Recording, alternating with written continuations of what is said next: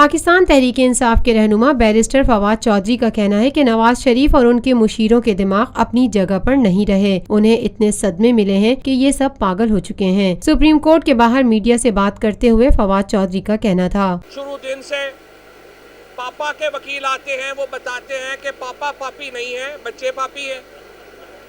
बच्चों के वकील आते हैं, वो कहते हैं बच्चे पापी नहीं है, पापा पापी है। असल में जो नटशेल है वो ये है कि पापा भी पापी है, बच्चे भी पापी है और पिछले भी पापी थे। 1 रुपए का हिसाब किताब PMLN नहीं दे सकी। सलमान अकरम राजा साहब ने कहा कि हजारों पाकिस्तानी ओवरसीज पाकिस्तानीज वहाँ पे कारोबार करते हैं, उनके कारोबार को क्यों नहीं पूछा जाता।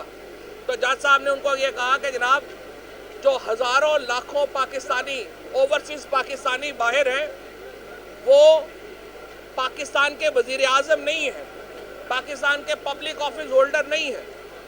आज जिस तरह से आर्गुमेंट्स कर रहे हैं PMLN के वकला, वो कह रहे हैं कि आप मुकदमा नैब कोर्ट को भेज दें।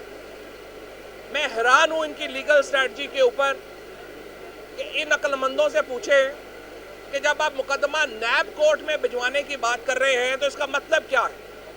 मतलब ये है कि जब नेशनल अकाउंटेबिलिटी ब्यूरो नैब लॉ के तहत किसी मुकदमे की जुरिस्डिक्शन देता है तो 3 मरहले होते हैं। पहला मरहला इंक्वायरी का होता है, दूसरा मरहला इन्वेस्टिगेशन का होता है और तीसरा मरहला अदालत का होता है। पाकिस्तान तहरीक-ए-इंसाफ के रहनुमा का कहना था, अगर अदालत में भेजा जाता है तो क्या सिटिंग प्राइम मिनिस्टर अपनी पूरे खानदान समेत गिरफ्तारी देगा? वो गिरफ्तारी नहीं देंगे तो उन्हें हाई कोर्ट से जमानतें लेनी पड़ेंगी। तो क्या सिटिंग प्राइम मिनिस्टर पूरे खानदान समेत रोजाना अदालतों में जमानतों के लिए पेश होता रहेगा? मेरे ख्याल में इस हुकूमत का दिमाग वजीर आज़म और उनके जो एडवाइजर्स हैं 100% लग रहा है कि उनका दिमाग अपनी जगह पे नहीं रहा। उन्हें इतने सदमे मिले हैं कि वो सठिया गए हैं, क्योंकि ये एक अजीबोगरीब नैरेटिव है जो वो बिल्ड कर रहे हैं कि हमें डिस्क्वालीफाई ना किया जाए, हमारा मुकदमा नैब कोर्ट को भेज दिया जाए। ये डिस्क्वालीफाई भी होंगे और मुकदमा भी नैब की अदालत को जाएगा। तर्जुमान PTI फवाद चौधरी ने मजीद कहा, आज जजेस ने जो हिंट किया है कि जो जाली कागजात जमा कराए गए उनके ऊपर 476 का केस बनता है पाकिस्तान पीनल कोड का, मरियम नवाज शरीफ, हुसैन नवाज शरीफ और हसन नवाज शरीफ पे, और उसमें 7 साल कैद है। आज तमाम फैमिली की तरफ से वकला पेश हुए, कोई नहीं पेश हुआ तो उस बेचारे कैप्टन सफदर की तरफ से कोई पेश नहीं हुआ जो रिस्पोंडेंट नंबर 9 है। और जज साहब ने वहां पे पूछा कि उनको कौन रिप्रेजेंट कर रहा है, तो उनकी तरफ से कोई पेश नहीं हुआ।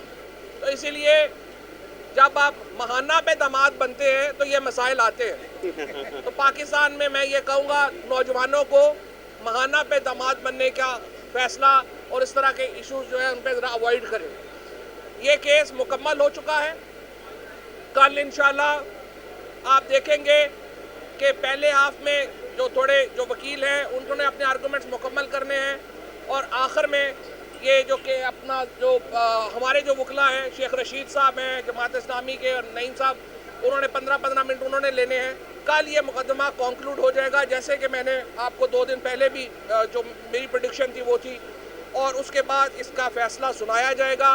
वज़ीर आज़म पापा भी घर जाएंगे, बच्चे जो हैं वो जेल जाएंगे और फिर उसके बाद सारे जेल जाएंगे।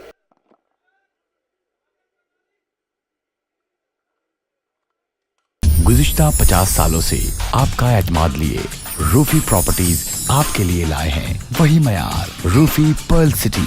अपने लिए मुंतखब कीजिए जिंदगी के शहाना रंग, तमाम सहूलतें, तमाम आसाइशें। ये ख्वाब नहीं, आइए Rufi Perl city.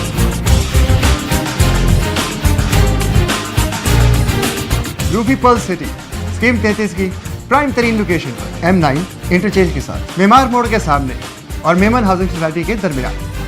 Perl city 120, 150, 200 और 240 गज के तैयार बैंगलोर पर मुश्तमिल एक मुकम्मल secured gated community living project. ऐसी आसाइशें और सहूलतें जो आपने कभी देखी न सुनी। पहले साइट आइए, तैयार बैंगलोर देखिए, फिर फैसला कीजिए। रूफी ब्रदर्स की गोल्डन जुबली ओवरसीज और साबका तमाम माइनॉरिटीज के लिए 10% का खसूसी डिस्काउंट। बुकिंग और दीगर तफसीलात के लिए ईस्टलैंड marketing UAN 11117834। Lotus Lake Towers, a groundbreaking endeavor by Lotus Properties.